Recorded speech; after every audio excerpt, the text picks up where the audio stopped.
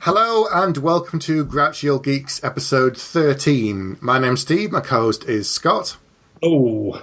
This episode, our May episode, we've got some news and reviews, and for our main feature, we're going to talk comics. We haven't done that for a while, so I've got a sort of challenge Scott sort of thing, but we'll come on to that in a bit. We'll explain all soon, because I imagine that you might have been surprised by what I told you in my email. Yeah, I was. I'll explain why, and we'll go into it, and it'll be great. Yeah, we'll tease you, the audience, with that. But before that, there's the other challenge that we need to talk about, Scott, which is your continuing adventures with exercise and your new thing. How's it going?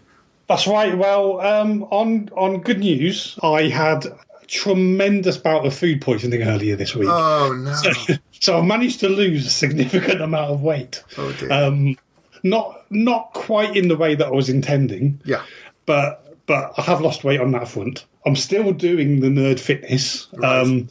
Not for the last few days because I've been really ill. Yeah. But other than that, I've been keeping up with it. I'm still motivated by the storyline. I'm still enjoying it. I'm still chatting to the people on there and receiving the challenges and doing them.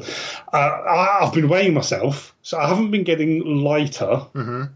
But I feel like I've been getting fitter. Like I feel healthier in myself. I feel like I've got more energy. Ah. So ultimately, the aim. I would like to be lighter and I'd like to be skinnier. But ultimately, the aim was just to kind of feel better and live longer.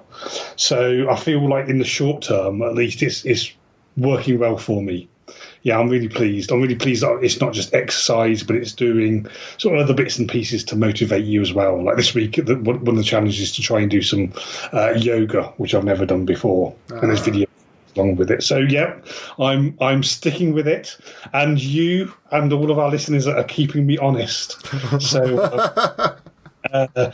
Doing this is much cheaper than a Weight Watchers subscription. Yes. So thank you very much. Thank you for that. Hey, you're welcome. You're welcome. Well, my adventures are still continuing as well. I'm still running and rowing, and I actually downloaded a new app to my phone. You'll be glad to hear. I think that makes 4 apps I've now got on my phone. I'm not joking. It's a running / exercise app that tracks your distance and things. I thought, okay, I've been running indoors for a while. Let's try an outdoor one and see, if I measure it, and then I can try and better myself on it. And of course, the day that I went running, it was just after 6 o'clock, and it was a really cold day. So there was mist rising off the canal. So by the time I got back, I was really cold and my chest hurt because it was really cold outside. Perfect. Sounds like an awesome way to spend an evening. Or morning. Morning, yes. I've not done it outdoors since then, but I am still running. Is this Runkeeper that you've downloaded? No, it's another one. It's another something. Okay. It's something like that, though, where you do it and then you do it again and test your distance and stuff. But anyway, yeah, so I'm still running and still exercising, but yeah, like you, I want to be fitter and healthier, and that's about it, really. Yeah, awesome. The joys of getting older. Yeah, having to think about these things. Yeah. So I'm going to start with some poor news and bad news. Okay. And towards the end of this kind of news section, I've got some amazing news, so we'll come on to that. So, bad news first. I've got bad news, worse news. You like this? It doesn't sound like it. Bad news, they've cancelled Sleepy Hollow. Yes, I've heard this. Yeah, that is really bad news. So I've watched first 2 seasons. 3, I missed the start of it, and I thought I'll get round to it again. I believe 4 was something of a sort of a reboot. I don't want to go into why, even though I've already heard what's caused it, and there's some spoilers and things. But the minor reboot in season 4 didn't pick up the audience that they hoped, so unfortunately it's been cancelled. That's a real shame. So I must admit I've been struggling to keep up with it, not because it's not great, but just because I've just been struggling to keep up with everything. Yeah. So there's still a lot for me to watch, but yeah, it's a real shame because it looked like they would do something really interesting with it. I think so. I really thought it was a fun show. Mm-hmm. Here's the worst news, okay? NBC has renewed Taken for a second season. The prequel hit action franchise to the film franchise starring Liam Neeson. It's still very bizarre to me that even exists. It's like, like at the beginning of Tropic Thunder when they do those like fake trailers for things. Yeah, it feels like it's one of those that are just got out of hand. Yeah, or like one of the things in the Quentin Tarantino film with all the kind of made up trailers. Sleeping Hollow gets cancelled. That gets picked up for a second season. Yep. Yeah, it's just bizarre, isn't it? Have you got any good news? I have. I've got some bad news. Okay. But then I've got entirely good news, and this is something that I read about just before I came online. And actually, it's not something. It's about somebody that's died very sadly. I'll admit it's not somebody that means a lot to me in terms of their creative output, but it is a name that you, I, and a lot of people that listen to the show whose name will have seen. We saw this name hundreds of times, and that's Doug Netter. Oh yes, who was the producer of Babylon 5. So JMS, who's the person that we talk about most in relation to Babylon 5, was sort of the creative producer, but sort of the guy that was in charge of keeping the lights on was Doug Netter. And I don't know a lot about him, but like I say, it was just the name that you see flashing up at the end of each episode. Yes. And I thought, oh yeah, that's a real shame. And Bruce Boxleitner did a little tribute to him and said what a great guy he was. So I just thought that because he wasn't somebody that we've talked about much, but was a part of something that was very important to us, it would be worth just sort of noting his passing. He was 93, so he's not. We can't say that he's part of the curse of Babylon 5. No, because a lot of people on that show have died too soon. So he had a good innings. But yes, as somebody that was involved in something that we both love, it was a shame to hear that he's gone. Yeah. Well, absolutely. Oh, that is a shame. It is a shame. But thoughts for his family.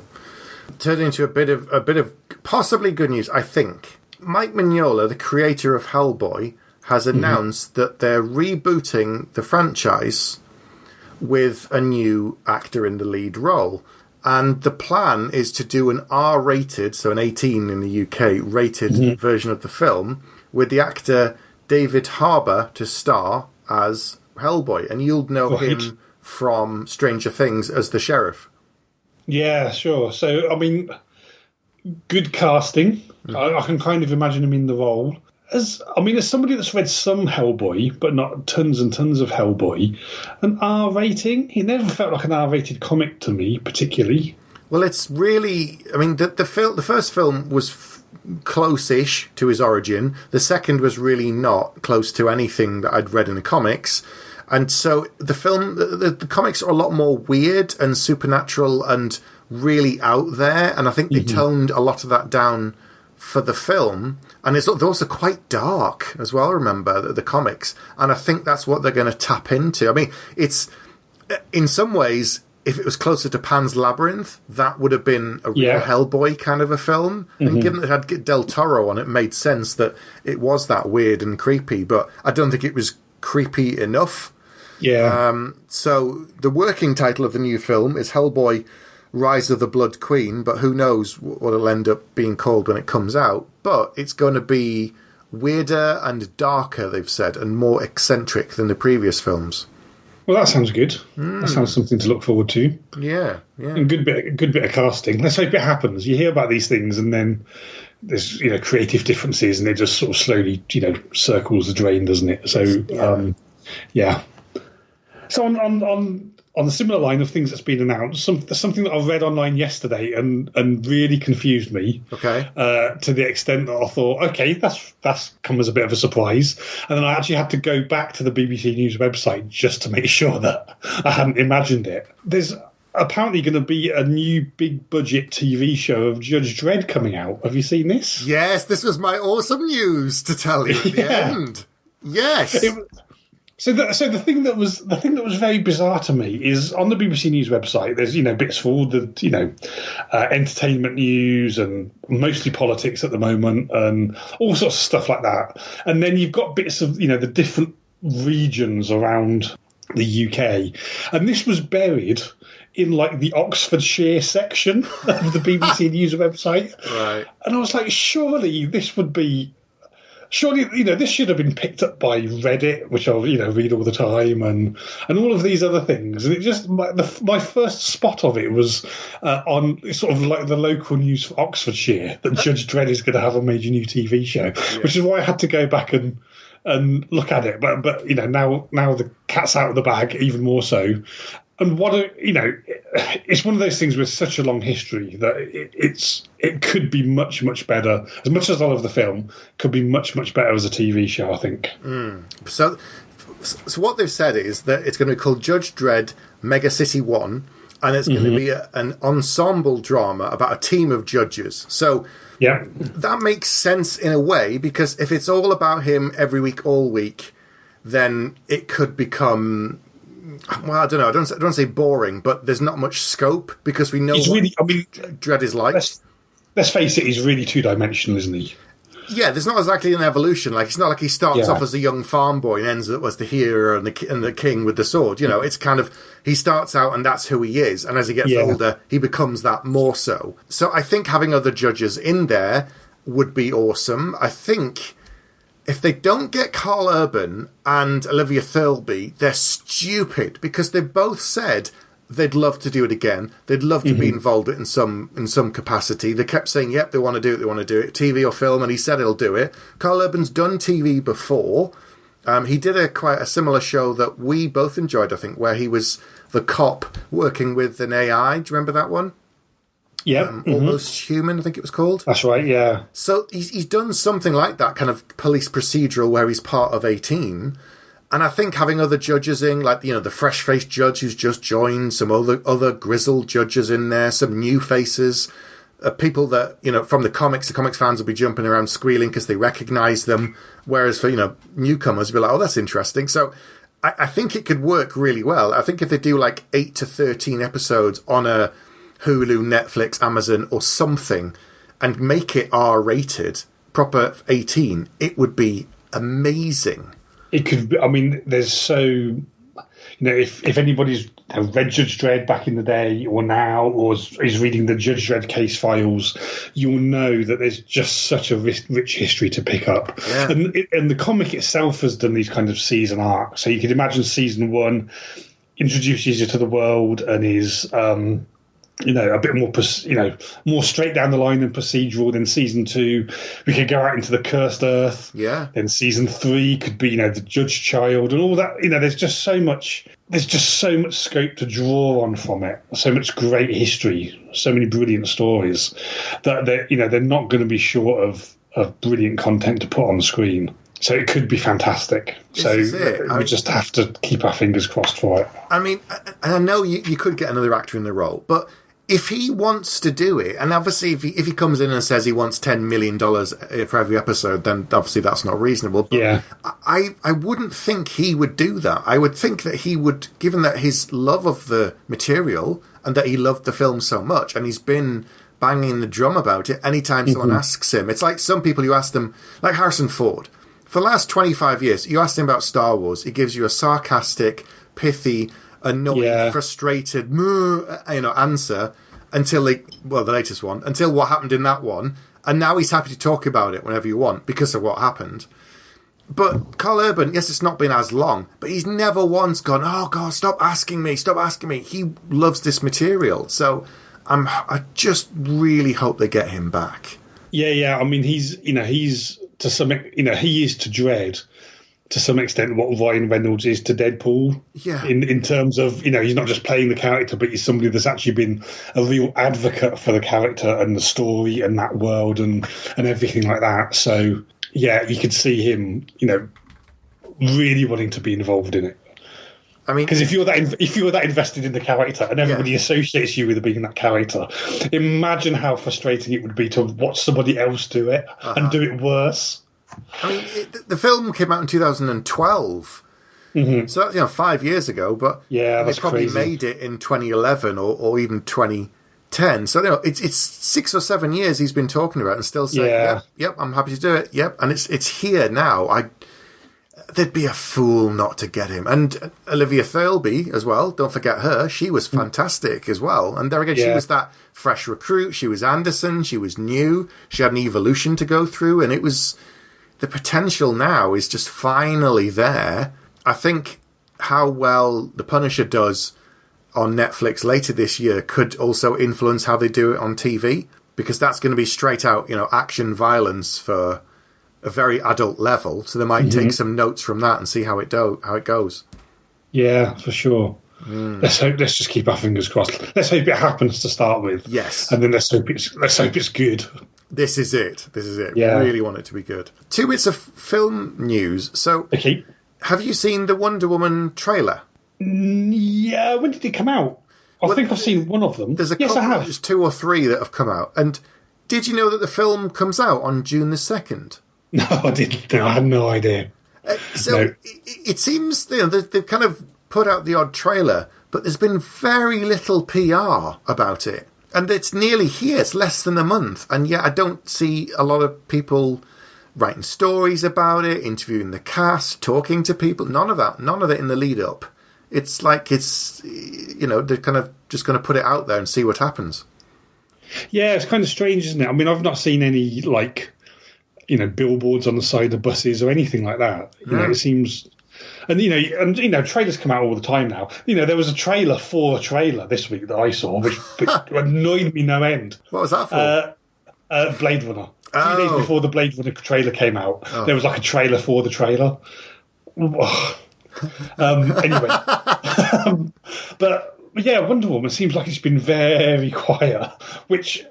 Because everybody seems like, for as much as people disliked Batman v Superman, one of the things that they were quite positive about was Wonder Woman in it, even though it was a really small role. And the trailers themselves look actually, like it was going to be quite good. Yeah. So let's hope they've not, sort of seen the final edit and gone, let's just quietly bury this. It seems let's hope that's not almost. the case. The other thing is, have you been to the cinema to watch Guardians of the Galaxy 2? No, not yet. No. I hope we could talk about it. No, I'm afraid not. I've heard nothing about it as well. I haven't seen a review. I know nothing about it. Okay, I'm not going to spoil it, but it's amazing. I absolutely loved it. I actually think it's better, and I think it's funnier than the first film. Wow. Because they don't have to do a lot of the origin stuff of, oh, you're a rocket, you're a raccoon and you're a tree and blah, blah, blah. They're just like, okay, the story starts, boom, first minute. You know what the characters are, their relationship, it's evolved a bit, here we go. And that's it. And that's, off you go for like an hour and a half, 2 hours, whatever it is. It's fantastic. Absolutely amazing. And here's the other thing that still makes me laugh. There's been about, I'm going to guess, 12 Marvel films, maybe 13, let's say 12. Some people walked out as soon as the film finished. And I was just staring at them going, really? Really? Have you never been to see a Marvel film before? Really? Oh, okay. Yeah. I mean, by that point, they've only seen like 75% of the movie, right? Yeah, there were 5 post-trailer Oh, yeah, I've heard about that. 5. That is pushing it a little bit, isn't it? But the good thing is it breaks up the kind of the actual... all the names scrolling, so you're not just sat there waiting. You get a bit of name, and then right at the end you get the 5th one, and it's like, wow. So 5. It's well worth watching the credits for them. I mean, I always watch the credits anyway because I always like to find out who the best boy is. Like, I don't really care who's directing a film. It's the best boy in the key grip that I'm most interested in. Grip. It's their creative influence that actually really is the mark of a good film or a bad film. So I always stay through the credits. It's that and the gaffer. I always know who the gaffer is. I have to know. Otherwise, I can't leave it. It's like an OCD thing. Who's the gaffer? Okay, I can go now. Who's the assistant to the second unit director? But yeah, it's great. Absolutely fantastic film. And I know you went and saw Ghost in the Shell twice. Yes, loved it. Yes. And I actually think my next 2 films, this is going to annoy you because my next 2 films probably don't include Guardians of the Galaxy 2 because I think the next one that I'm going to see is Alien Covenant. I know, Don't need to tell me it's going to be rubbish. But Alien Covenant, Right. and then Blade Runner. So Blade Runner is my favourite film of all time. I watched the trailer, and I watched the trailer for the trailer, and it's looking good. It could be terrible, but it's looking good. So I'm just keeping everything crossed for it. It's out soon as well, isn't it, Blade Runner? Yeah, very soon. I think that might be my next film as well. I'm very, very nervous. Very nervous about that, but I guess we'll wait and see. Yeah. Fingers crossed. Anyway, that's all the news I had. What about you? I've got one final thing. Go on. Which is a show that dates back to the 90s. I don't think I've mentioned it on the show before. It was one of my favourite shows of all time. I don't know whether you've seen it or not. It's Mystery Science Theater 3000. I've heard a lot about this, and Okay. I know a tiny bit. I've never watched it. Okay, so Mystery Science Theater 3000 dates back to the 90s. It's a sci-fi show that has a very, very bizarre premise to it. So it's about a guy who's trapped on a space station with 2 robots and is being experimented on by a variety of different people, and they experiment on him by sending him terrible sci-fi B-movies to watch that he then has to watch with his robot friends. Yeah. And it's basically, if you've ever sat amongst a bunch of friends and watched like a terrible film and just made jokes about it as you're watching it, it's exactly that. So you're watching this B-movie, and then at the bottom of the screen you get a silhouette of like cinema chairs, and the main guy and the 2 robots basically just talking over the film. So that's the idea of it. But there's like sketches that happen in between and things like that as well. But most of the show is about them just taking the mickey out of terrible sci-fi films. And it's been relaunched on Netflix. So actually, if you want to go and see any of the old episodes of Mystery Science Theater 3000, you can either watch them on YouTube, because they're all on YouTube, or you can go to Netflix, because Netflix has got the new show, and because of that, they've got all of the old shows as well.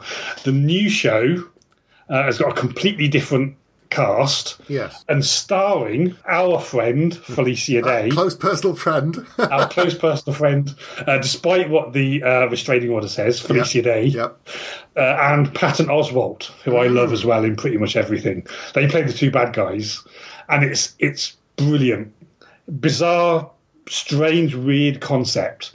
But if you can kind of get behind it, it's just as good, if not better, as the old one I absolutely used to love. So if you've never watched it, watch it on YouTube, watch the new one on Netflix. And I'm just so happy to see it back, because it's a show that I adore. Are these some films that you've actually seen before, like some of the crappy films that they show? Have you actually seen any of them? Some of them I have seen, some of them I haven't. Most of them I haven't, and the reason is, in order for them, I found this out in an interview that I read with one of a guy called Mike Nelson, who was one of the main guys back in the 90s. And in order to do the TV show, they have to be able to buy the worldwide rights for the movie that they're talking about. So they essentially have to own the movie. And obviously to do that with a relatively big film is astonishingly expensive. So they tend to be films that you've never heard of.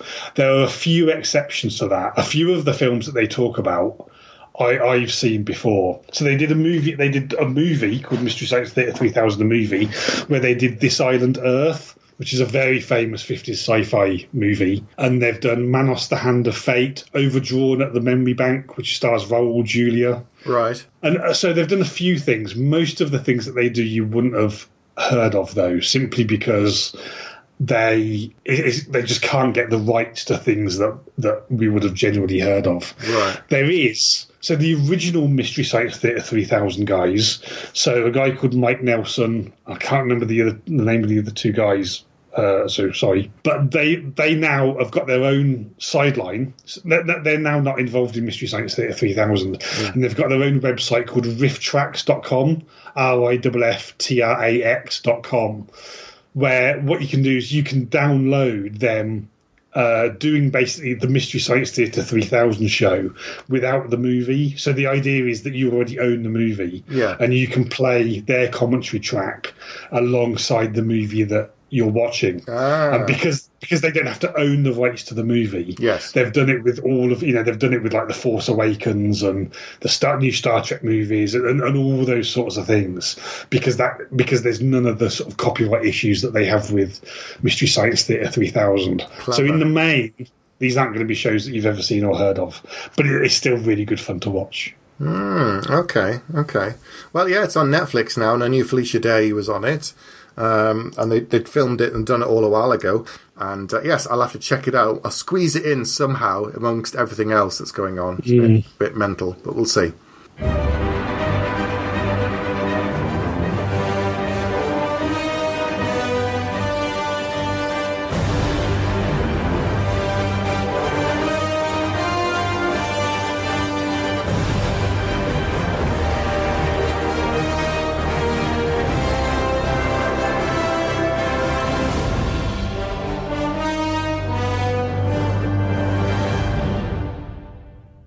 Hello, welcome back. So, as people know that have been listening to the last couple of episodes, my situation has changed slightly. I've moved across the country. I got a new job, and this new job is one where it's not quite as easy for me to basically cram TV shows. Like, I used to be able to work from home a lot and all sorts of stuff like that. And whilst I was working, I was always the sort of person that could have like Netflix or movies or whatever on in the background. And that would mean that I'd be able to get through an enormous amount of stuff. And now it's not quite so easy for me to do that. And in the evenings, my wife is somebody that likes science fiction, but she doesn't like science fiction to the extent of enjoying some of the, quite frankly, crap that I'm willing to put up with. So it's difficult for me to just sit there and just power through as much sci-fi as I used to. So I was thinking, this is kind of a problem, and I sort of need my fix, but I need to do it in such a way where I'm not kind of, sneaking in the odd, a show here and there whilst I'm working. And then I suddenly thought, wait a minute, comics, this is the way to do it. You can read comics on tablets now. You can get, unlimited subscriptions to things. So I'm gonna, as somebody that's actually been into comics and out of comics and then back into comics and out of comics for a little bit for the last couple of years, I thought, right, I need to get back into comics because I can sit there whilst the TV is on reading a comic. I can do it in bed. I can do it whilst I'm travelling. This is the way forward. So I started looking into a few things. So Scribd was very popular for comics. They've cancelled their comics thing. Comixology, which is what I was going to go for, isn't available in the UK, which amazed me. And then it turned out, because I don't want to be buying single issues anymore. I think Netflix and Amazon Prime have kind of spoiled me. I want an all-you-can-eat subscription to something. Yeah. So I went for, I think probably to your surprise, even though we haven't discussed this, Marvel Unlimited, which is something that I've never really, I've hardly ever bothered with Marvel stuff in the past. But I thought, right, this is an all-you-can-eat subscription. It's super cheap. I think it's super cheap. And you get, the website's a little bit ambiguous. On some bits of the website, it says you get 17,000 comics. On others, it says you get 20,000 comics. I'm not, at this current point in time, willing to argue with them over that 3,000 gap. Even if it's 17,000, I'm willing to put up with that for the moment. But I know nothing about Marvel, which is exciting for me, right? It's like I'm a huge genre nerd, but it's almost like there's this whole world out there that I haven't seen before. Mm-hmm. But now I'm faced with just this overwhelming amount of stuff to read. I've got no idea what I'm doing, so I thought I would bow to my sensei and us as an audience. Because now, from this point on, for the rest of the podcast, I'm pretty much just along for the ride like anybody else. I was just interested in what you thought. First of all, interested in what you think to sort of the state of digital comics and comic subscriptions nowadays, and actually what you think is some of the must-go-to comics that we should be reading if we're new to Marvel and Marvel Unlimited. I think digital comics are in a great place at the moment. The fact that we have Comixology, the sort of the equivalent of the iTunes, as it were, for comics, is brilliant. That you can. In the past, I used to collect comics as well as read them, and it was so annoying where you miss an issue and you're halfway through a story and then you couldn't get it and you have to skip things. That does not exist now anymore. That kind of collecting mentality still exists for some people. It went for me a long time ago. Now I tend to read comics digitally, and if I enjoy the series and I'm going to continue it long term, I jump to the trade because I like to read a few together, and I tend to mostly read trades these days. And the fact that I can do that also means I'm not having giant stacks of single issues lying around, long boxes, and I've got some long boxes and they're in the wardrobe and stuff, but they're not doubling every few years like they used to at an astonishing rate. So I think it's fantastic. The Comixology Unlimited thing, yes, it's slightly annoying that it doesn't exist here. I was completely surprised by that. I just couldn't work out how I couldn't find it on the website until I suddenly realised that actually it's only a US thing. Really surprised me. Yeah, I mean, even if they limited it and said, it's 100 comics and it costs $8, that's still a phenomenal number of comics to read every month. And I still, even if I had 100, I wouldn't get through it. I know I'd probably read 20 or 30. I'd still get my money's worth, but I wouldn't just be chaining, 100 every single month. Yeah. And most people wouldn't. And I think they'd still make their money. But anyway, the fact that you've got Marvel Unlimited, I've got a list here of 7 or 8 titles of things. Now, given that you've watched the Marvel films and you've enjoyed them, there's some things that I can recommend very, very easily. Okay. But mostly what I've got is some older stuff that I think will be on there that's the equivalent of either a big event or a good run that I'm hoping will be on there, that you can sink your teeth into and get to know a character a bit better. Yeah, you know me well. It's runs that I'm after. This is the run that you should be looking at. Just to give people a little more detail on Marvel Unlimited. So the only thing that's annoyed me about Marvel Unlimited is that they don't have this guided reading thing that Comixology does. Right. So Comixology you can do this sort of guided reading, I think they call it, where it will go from panel to panel for you. So it will sort of, they claim it sort of gives you a cinematic experience, which is obviously bollocks and not what you want anyway. But so I've got a tablet that's more or less A4, which is perfect for reading comics on. Oh. But actually, I was out somewhere the other day and I just had my phone on me and I thought, I'll just read a comic.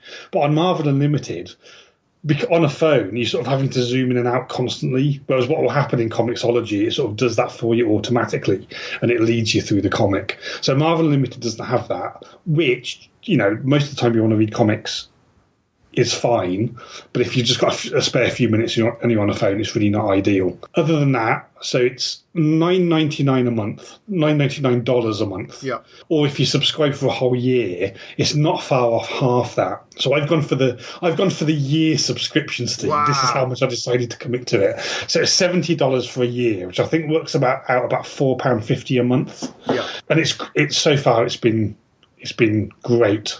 And one of the things that they do is they have these, which I think is kind of what you're talking about. They've gone to a lot of effort to have these sort of curated lists. Yes. So it's not just that, you can go for, Ultimate Spider-Man issue 79. You probably could do that if you wanted.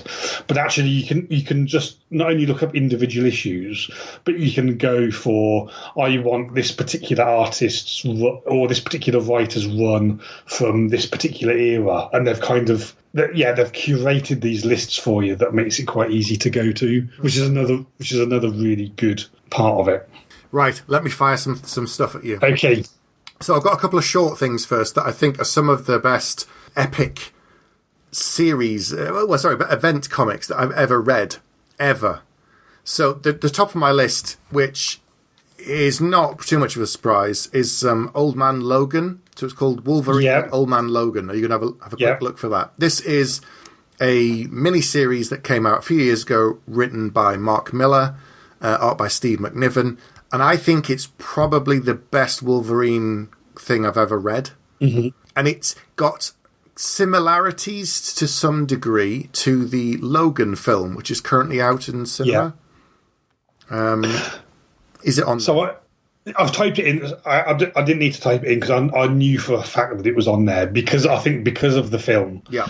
A lot of the stuff that they advertise is kind of things that people would be looking for anyway, like on the front page. Good. So there's like a retrospective of Guardians of the Galaxy on there for the moment. Yeah. Or for the moment, for obvious reasons. And Old Man Logan is one of those. So that is definitely 100% certain on there. So make sure it's the older one because they did like a new ongoing thing at the moment with him that might be that character, but make sure it's the Mark Miller. There's probably about 6 or 7 issues in the series, and that's it. Okay.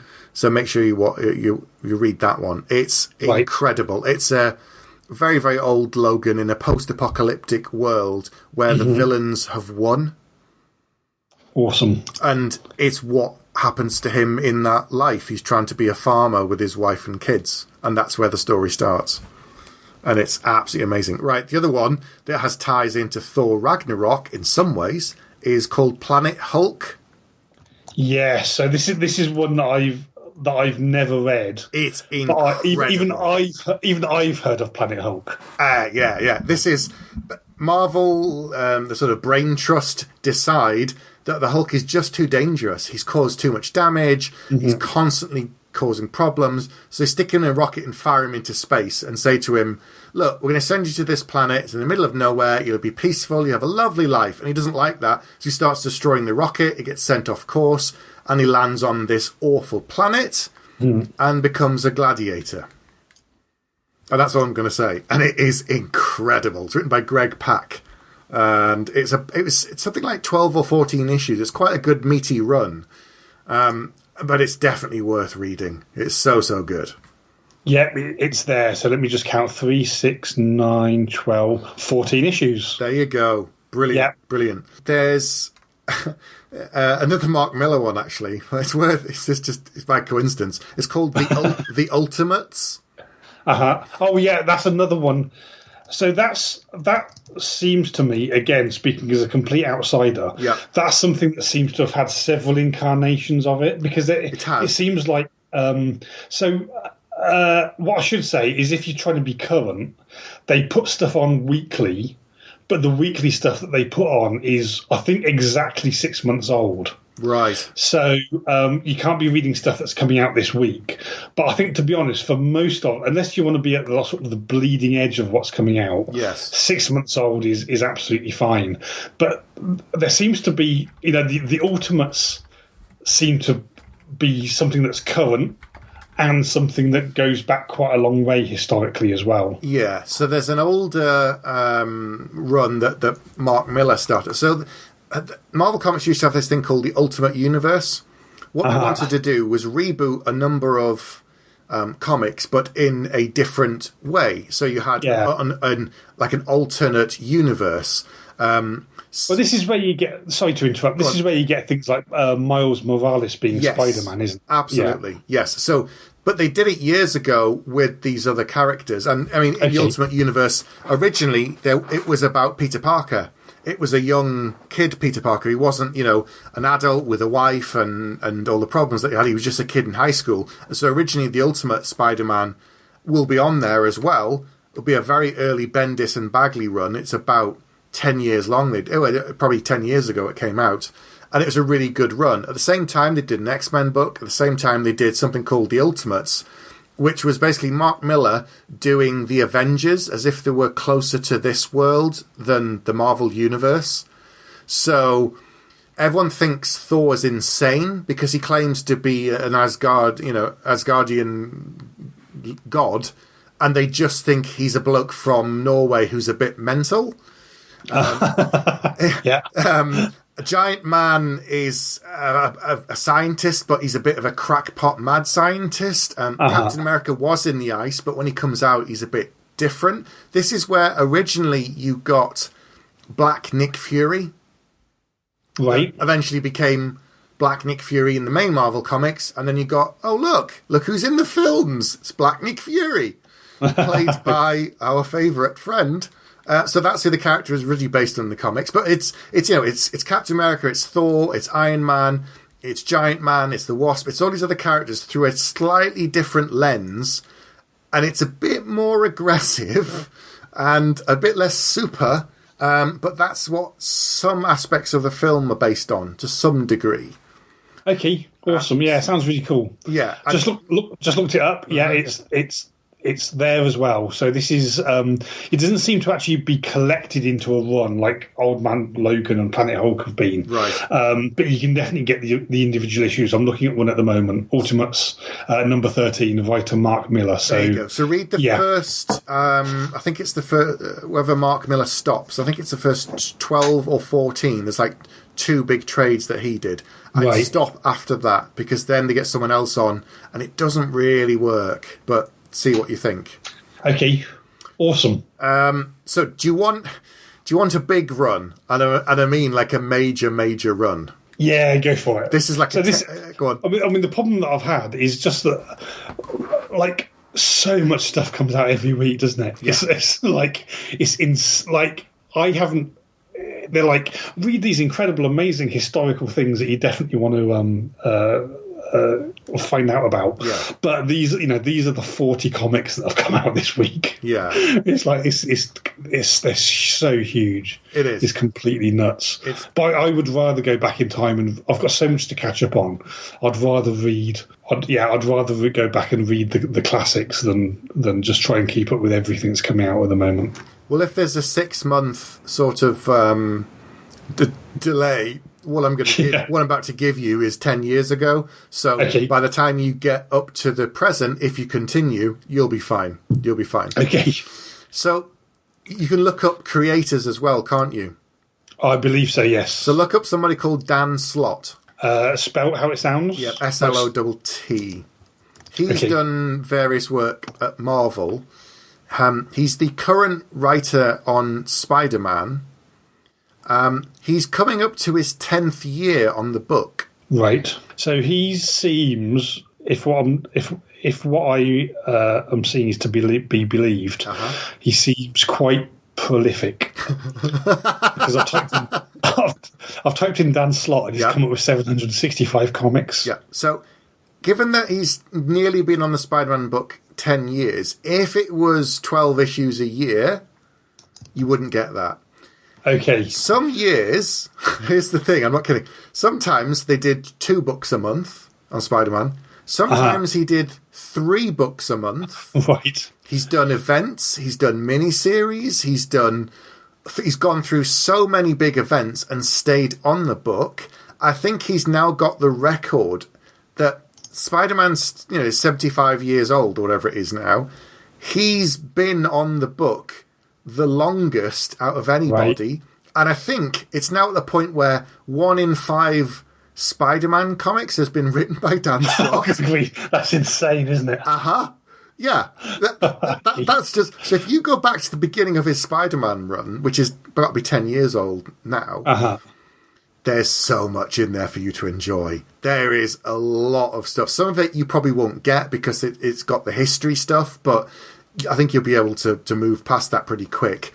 There are a lot of big adventures. There's a lot of amazing things to come. And by the time if you get up to the present, I'd be amazed. But if you do, you'd then have a ton more to catch up with. He's not doing 3 books a month anymore. I think he's only doing 2 Spider-Man books a month now. Lazy slacker. So he took over. God, what is it? Let's have a look. Took over Spider-Man as the sole writer in 2010. Yeah, but he's done other things before then. And he's done a lot of books. Yeah, and not just Spider-Man as well, by the look of it. But clearly the bulk of it is Spider-Man. But I'm looking at a whole bunch of other things that he's done as well. Yeah. So it looks like he's done. Oh no! So some connection with Deadpool, maybe. Wait, so he writes The Silver Surfer as well at the moment, right? And that's his kind of his other book, but I think that's more standard. That's just sort of 12 a month, a year. He's done She-Hulk in the past. He's done Fantastic Four and The Thing books as well. He started off way back in the day doing things like Ren and Stimpy before he came to Marvel. Oh, really? Yeah, that's one of his early... He talks about it quite happily on interviews and things. He did some work at DC too, but for the last 15 years or something, he's been on Spider-Man. And it kicked off with a big event, and then he went on to the next thing and the next thing, and up and down, and all sorts of events that some people have hated, some have loved. I mean, there's a fairly recent... I'm not going to say what it is, but a fairly recent story that's called... Superior Spider-Man, and the twist people hated, but the story itself was fantastic. The kind of run while it lasted. I mean, you know that these things are going to get reset. You know that they're going to go, oh, look, now he's back, Captain America's back in the Shield, and he's got the... but it's the journey for some of these that have been fantastic. And that will keep you busy. Yeah, I think that's probably quite a lot to be getting along with. Yeah, you've got a couple of good short runs. They're really, really fantastic, classic, epic adventures, and then you've got something to keep you going as an ongoing thing, and see how you get on with Spider-Man. Yeah, amazing. So, is there any others that you wanted to recommend? Because if not, I've got a couple of questions for you. I could do all day. There's so many. Okay, Give me questions. Go on. Okay, I was just kind of because there's all of the characters that we know about, and actually one of the things that the movies have done really well is they've kind of brought to the foreground some of the lesser known characters, like Doctor Strange is a great example. I really love that movie, possibly my favourite of the Marvel movies. Yeah, I was aware of him, but he's not one of the, he's not Spider-Man famous, no, if you know what I mean. So who are some of your favourite characters in the Marvel universe that other people might not necessarily have heard of, compared to like Spider-Man or something like that? Well, here's the thing, right? Until the Netflix shows came along, you wouldn't have heard of some of those characters either. Yeah. I'd heard of Luke Cage. I'm not even sure now whether I've heard of Jessica Jones or not. Probably, but I couldn't have told you in detail who she was, I don't think. Well, now I've just realised. So now that you've got that, type in Alias, as it sounds, just the word. Okay, as in JJ Alias. This is Alias Jessica Jones. Yeah. This is the origin of Jessica Jones.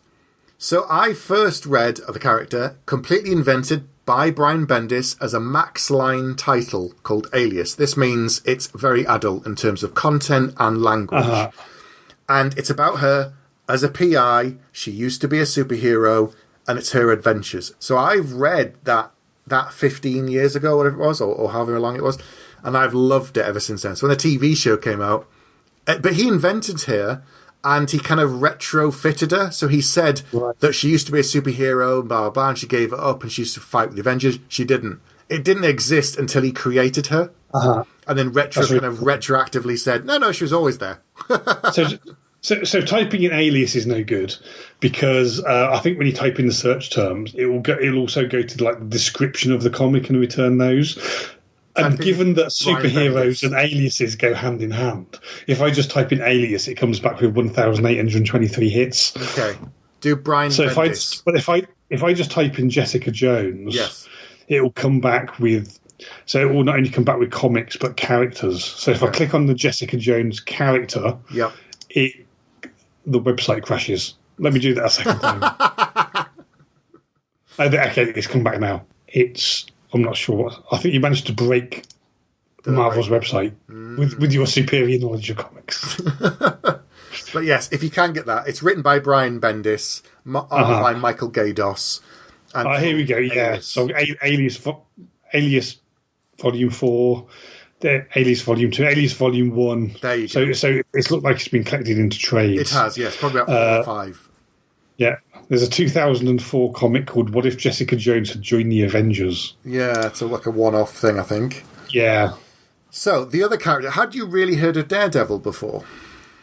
Yes, because actually, as a kid, I wasn't really in a position where I could be bought runs of things. When I say bought, this is when I was a kid and didn't have my money and I had to begging for comics and get bought comics and things like that. But one of the things that I had several things of, I think from like a second-hand shop from when we were on holiday or something, is a whole bunch of Daredevil comics. And interestingly, I had a bunch of Daredevil Punisher tie-ins where like half the comic book you got like the story from Daredevil's point of view, and you could flip it over and get the same story from the Punisher's point of view. And I read those to death. So actually, even though I wouldn't say I knew much about Daredevil, I always loved Daredevil because I just read those comics over and over and over again. Okay. So the same writer, actually, Brian Bendis, did about a 5-year run on Daredevil. And I think it's probably the best run I've seen as well. It's a very gritty, dark, street-level book full of crime. The art is amazing. And it's close to the sort of the Netflix kind of TV show that you've probably seen. Yeah. That's worth checking out as well. I love the Iron Fist comics. He's not that well known. It's martial art-tastic. So Iron Fist is definitely somebody that I hadn't heard about before I watched it on Netflix. And I'll be honest, that put me right off. Well, that's fair. I mean, the series wasn't nearly as good as I'd hoped it would be, but the comic is fantastic. Okay. And one of the things they kind of teased almost in a TV show, and then they didn't really do it, is that there have been other Iron Fists before Danny Rand. And there are actually 7 immortal cities and 7 hidden cities and 7 immortal weapons. And in the more recent run of Iron Fist, they talk about who they are and you get to meet them. And so there's this whole thing of, well, he's not the only immortal weapon, there's loads of them. And it's like, what? And the fact there's someone before him, that was amazing as well, the legacy kind of thing. So that was brought in, there again, about the last 10, 15 years. Ed Brubaker and Matt Fraction did that. And those are worth reading. Cool. Yeah, that I might need to sort of cleanse myself of the TV show. Yeah. Everybody's been saying for years, right? At some point, Marvel is going to put a foot wrong, and I think it was with Iron Fist. But if Iron Fist came out 10 years ago, right, we'd be raving over it as like the best thing ever made. Yeah. But I think the goalposts have shifted slightly, and it's It sticks out amongst the rest of the Marvel things. But that just goes to show you how fantastic the Marvel output is now in terms of TV and movies. Yeah, it's true. Is that enough, or do you need more? I think that's plenty for me to be going on with. Once I've read those 765 comics from Dan Slott, I'll maybe next month. Right. I'll need an update. Yeah, there's a lot of stuff. There's some runs that I want to go back and read. Like people say, oh, the Sones, like I said, like the Bendis run on Daredevil. That's like a thing. Someone else has said the Peter David run on Hulk, I know, is very highly regarded. He was on the book for, I don't know, maybe 5 years or something. And it's one of these things that people then pick up the toys that he's used or created because it was so well done. The Planet Hulk thing, people loved that from Greg Pak. They picked that up and used that again. And so there's certain things that I have never read, but I've heard of that I would like to go back at some point. And actually, wasn't there was since we were talking about Babylon 5 earlier, wasn't there a really famous JMS run of Thor? Yes, there was. Yeah. So he was, of course, in the film, the first film, because of some of the stuff that he had done and his run and some of the lines. He also did some stuff on Captain America, and they used bits in the Avengers and dialogue from him. So, yes, there's a good run on Thor with JMS writing it. That's worth checking out too. Not that long ago, actually, as well. Maybe 7 years ago. So, right. I think that'll do us then. Yeah. So that's it for this episode for May. We'll be back next month. If you've got Marvel Unlimited, what are you reading? Send us your ideas for Scott. Anything that you think he should definitely be reading. Get in touch with us. I'd love to hear from you. Yes. Sorry to interrupt. No, go ahead. Yeah, definitely want to hear from you out there. So get in touch with us. Email us, grouchyoldgeeks@gmail.com. come onto the Facebook group and talk to us on there. You can go onto geeksyndicate.co.uk and listen to our podcast and all of the other podcasts on the network. You can support us on Patreon there. Yes. So that's it for this month, and we'll see you next month. In the meantime, it's good night from me. And it's good night from him. Good night. Good night.